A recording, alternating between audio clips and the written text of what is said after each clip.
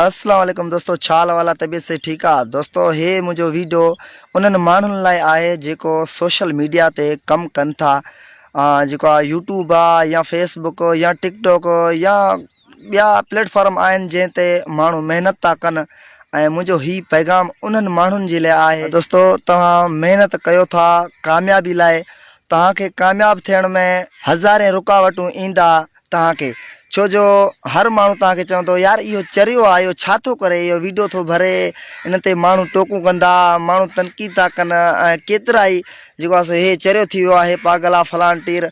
सो अहिड़ा माण्हू लफ़्ज़ कढनि था जेको आहे रुकावटूं अची वेंदा आहिनि। उन्हनि माण्हुनि लाइ कुझु परेशानी थी थो वञे त यार असांखे फलाणो बंदो चयो आहे त तूं चरियो थी वियो आहीं, तूं हीअं थो करीं, इहो सही न आहे, मूंखे जेको आहे सो महिनत न करणु खपे। ॾिसो, सो इहो तव्हांजे ज़िंदगी जो मसइलो आहे। हो जेको तव्हांखे चए थो उन जो मसइलो न आहे, हे तव्हांजे ज़िंदगी जो मसइलो आहे। अगरि तव्हांखे कामयाबु थियणो आहे त तव्हां पंहिंजो महिनत जेको आहे सो कंदा अचो, तव्हां पंहिंजो महिनत न छॾियो। छो जो इंसानु जेॾी महिल पाण मज़बूत थींदो आहे न, पोइ हज़ारे माण्हू उनखे चवंदा आहिनि, उनखे को फ़र्क़ु न थींदो आहे। छो जो पंहिंजो इरादो मज़बूत आहे, पको आहे। दोस्तों, तव्हां ॾिसो जेके फ़नकार आहिनि, जेके कामयाबु थी विया आहिनि, कुझु जेके फ़नकार आहिनि, कुझु अदाकार आहिनि, या जेके बि तव्हां ॾिसो उहे अॼु कामयाबु थी विया आहिनि, त उन्हनि जे मिलण खां माण्हू तरसिया पिया आहिनि त बाबा फलाणो आहे, प्रोग्राम आहे किथे, फलाणो अचे थो, यार असां उन सां मिलूं, उनखे हथु ॾियूं, असांखे हथु ॾींदो अड़े न ॾींदो। छो इहे कामयाबु माण्हू आहिनि,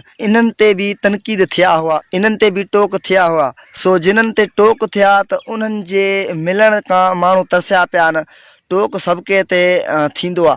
सो हे जेको दुनिया आहे न, हिते को बि अहिड़ो माण्हू कोन्हे जंहिं ते टोक न थियो हुजे। सभिनि ते टोक थियल आहे ऐं सभई माण्हू ईअं आहिनि, चवंदा आहिनि त बाबा फलाणो सही नथो करे, फलाणो सही नथो करे।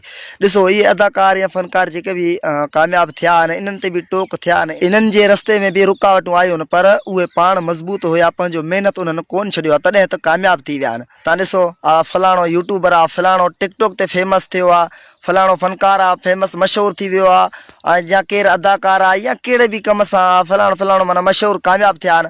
उहे ईअं कोन थिया आहिनि, उन्हनि पंहिंजो महिनत कयो आहे, उन्हनि खे बि माण्हू ताना हया आहिनि, उन्हनि खे बि माण्हुनि झलियो त यार तव्हां ग़लति कमु था कयो, इहो सही नथा कयो। तव्हां ॾिसो, उहे सही कनि था या ग़लति था कनि, उन्हनि खे माण्हू झलनि पिया, उहे पाण मज़बूत हुया, उन्हनि पंहिंजो महिनत कोन छॾियो आहे, तॾहिं उहे कामयाबु थिया आहिनि। बाक़ी उन्हनि माण्हुनि जे चवण ते महिनत पंहिंजो छॾनि हा त उहे कामयाबु थियनि हा छा? कॾहिं बि न थियनि हा कामयाबु।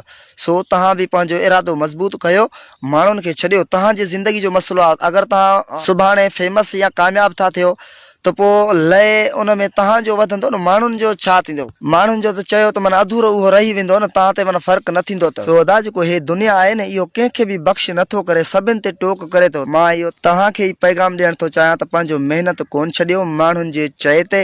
सो पंहिंजो महिनत कंदा अचो, इनशा ताला उहो ॾींहुं ईंदो तव्हां ऐं असां सभु कामयाबु थींदासीं। सो संगत वरी ॿिए वीडियो में मिलंदासीं, तेसिताईं ख़ुदा हाफ़िज़।